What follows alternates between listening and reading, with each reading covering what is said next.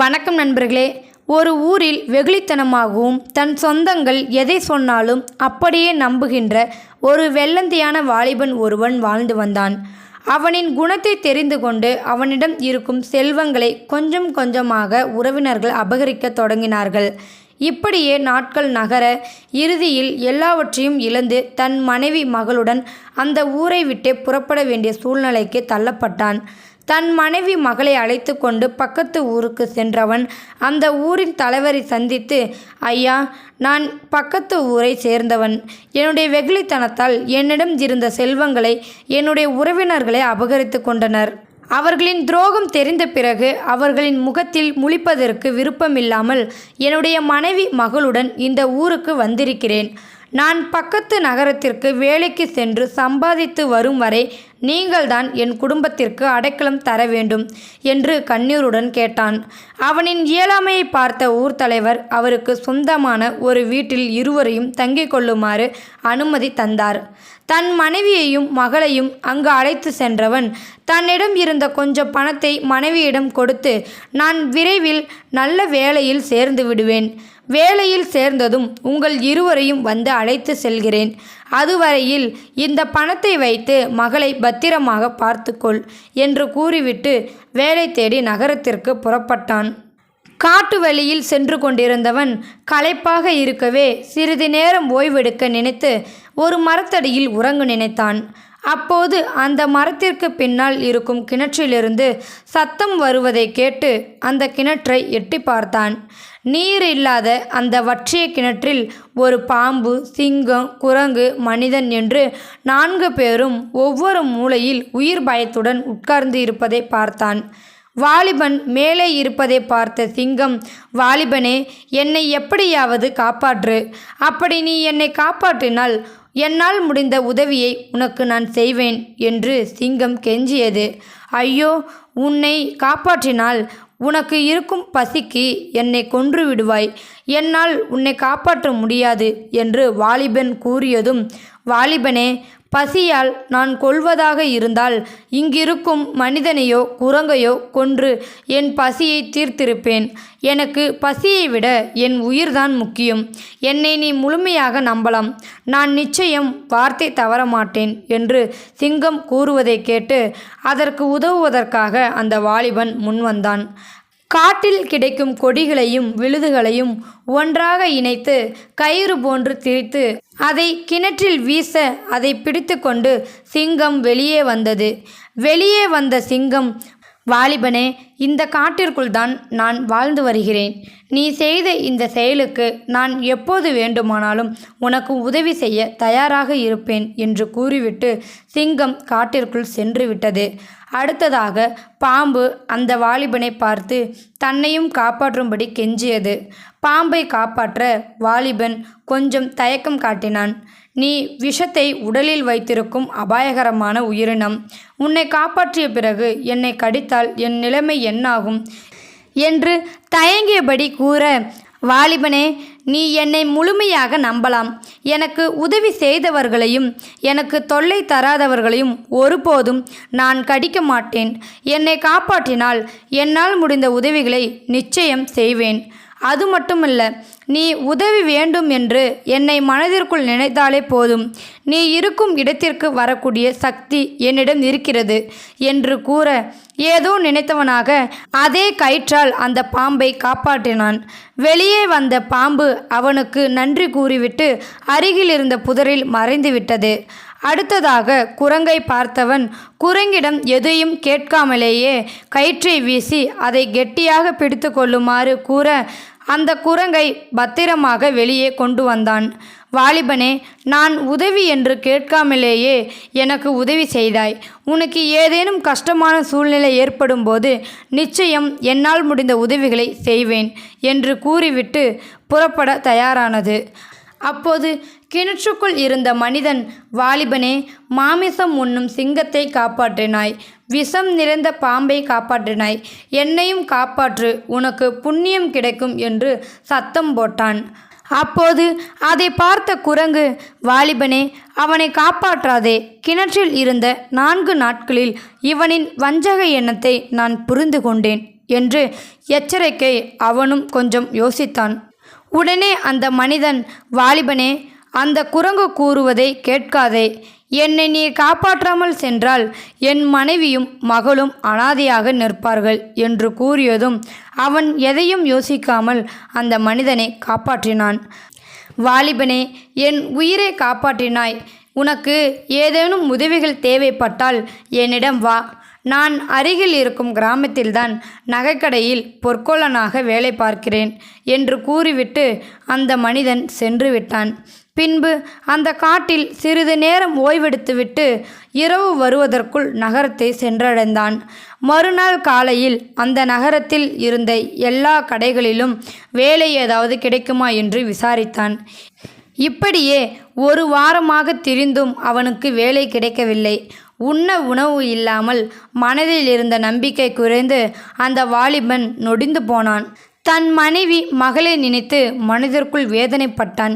இப்படி எதற்கும் உபயோகமற்ற நான் உயிருடன் இருப்பதை விட தற்கொலை செய்து கொள்வதே மேல் என்று முடிவு செய்தான். ஆனால் தன் மனைவி மகளை நினைத்து தான் உதவி செய்த அந்த 4 பேரிடம் கடைசியாக ஒரு முறை உதவி கேட்போம் என்று நினைத்து கொண்டு வந்த வழியே பயணத்தை தொடர்ந்தான். ஒரு வாரமாக சரியாக சாப்பிடாமல் இருந்தவன் காட்டிற்கு அருகே வந்ததும் மயக்கமடைந்து கீழே விழுந்தான்.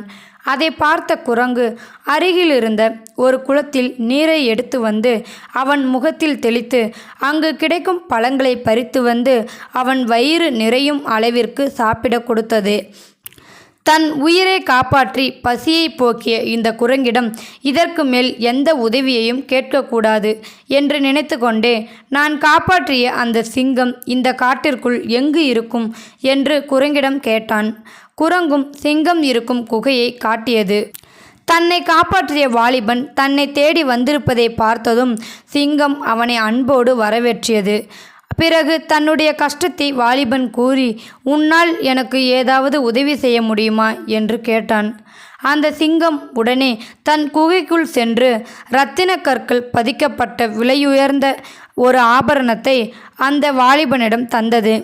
அதை பெற்றுக்கொண்டு பயணத்தை தொடர்ந்த வாலிபன் இதை எப்படி பணமாக மாற்றுவது என்று நினைக்கும்போது தான் காப்பாற்றிய பொற்கொல்லன் நினைவிற்கு வந்தான். அந்த பொற்கொல்லன் இருந்த கிராமத்திற்கு சென்று அவனை சந்தித்து தன்னிடம் இருந்த ஆபரணத்தை பணமாக மாற்றி கொடுக்குமாறு வாலிபன் கேட்டான்.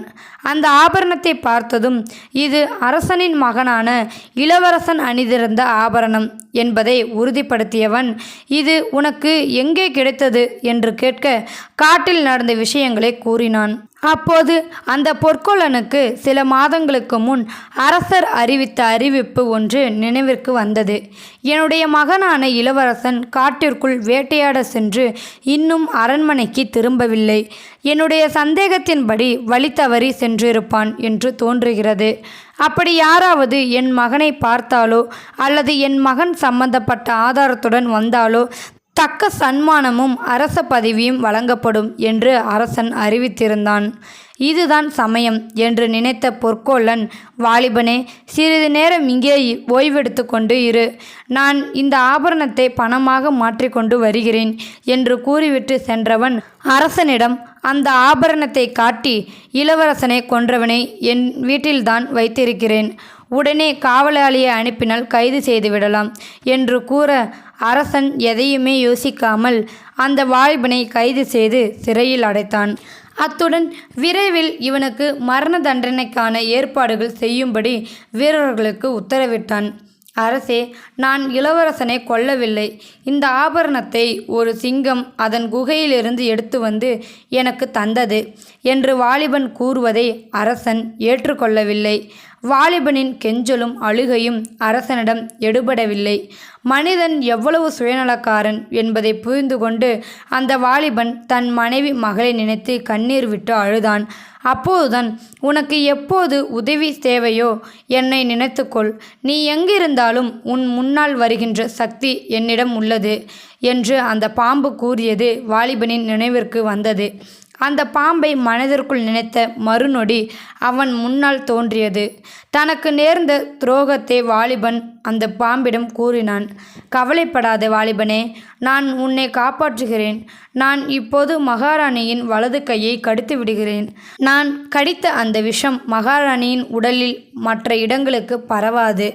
ஆனால் அந்த கையின் வீக்கம் நாளுக்கு நாள் பெரிதாகிக் கொண்டே இருக்கும். நீ எப்போது மகாராணியின் மோதிர விரலை அழுத்துகிறாயோ அப்போதுதான் அந்த வீக்கம் குறையும் என்று கூறிவிட்டு மகாராணியின் கையை கடித்துவிட்டு மாயமாக மறைந்துவிட்டது. பாம்பு கடித்துவிட்டதை பார்த்த மகாராணி கதறி துடித்தாள். நாட்டில் இருக்கின்ற அத்தனை வைத்தியர்களையும் வரவழைக்கப்பட்டு வைத்தியம் செய்யப்பட்டது. ஆனால் எந்த முன்னேற்றமும் ஏற்படவில்லை. பக்கத்து நாட்டு வைத்தியர்களையும் வரவழைத்து வைத்தியம் செய்து பார்த்தான். வீக்கம் குறையாமல் நாளுக்கு நாள் அதிகரித்து கொண்டே இருந்தது. அப்போது அந்த வாலிபன் சிறைக்கு காவலாக நின்ற காவலாளியிடம், வீரனே, மகாராணிக்கு ஏற்பட்ட வியாதிக்கு என்னிடம் மருந்து உள்ளது. என்னை அரசரிடம் அழைத்து செல் என்று கூறினான். உடனே அந்த வீரன் இந்த விஷயத்தை அரசரிடம் கூற வாலிபனை அழைத்து வருமாறு அரசன் உத்தரவிட்டான்.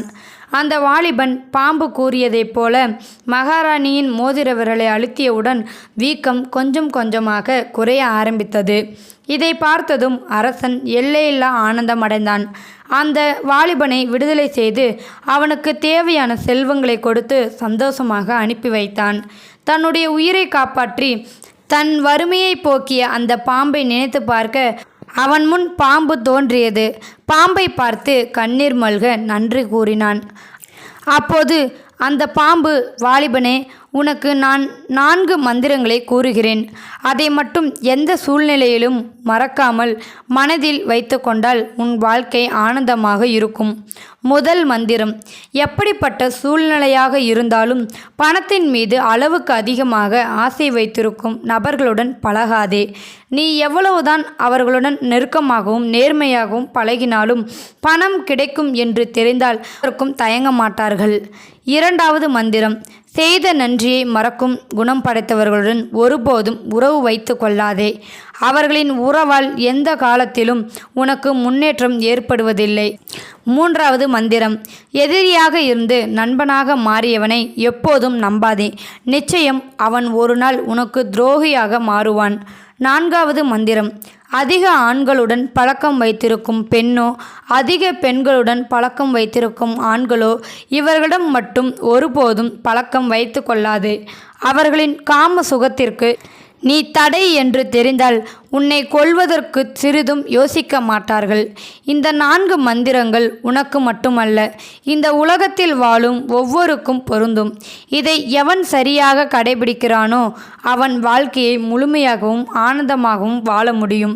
இதையெல்லாம் பொருட்படுத்தாமல் இப்படிப்பட்ட நபர்களுடன் எவன் தன் உறவை வளர்த்து கொள்கிறானோ அவனின் மரணம் இந்த 4 நபர்கள்தான் முடிவு செய்வார்கள் என்பதை எப்போதும் மறந்துவிடாதே என்று கூறிவிட்டு பாம்பு மாயமானது. பாம்பு கூறிய 4 மந்திரங்களையும் மனதிற்குள் பதிய வைத்து கொண்டு தன்னுடைய வாழ்க்கையை மகிழ்ச்சியாக ஆரம்பிக்க அந்த வாலிபன் புறப்பட்டு சென்றான். இந்த வீடியோவில் கருத்து உங்களுக்கு பிடிச்சிருந்தா கமெண்ட் பாக்ஸில் கமெண்ட் பண்ணுங்கள். கூட உங்கள் ஃப்ரெண்ட்ஸுக்கு ஷேர் பண்ணுங்கள். இது வரைக்கும் நம்ம சேனலை சப்ஸ்கிரைப் பண்ணுங்கள். தேங்க்யூ ஃபார் வாட்சிங்.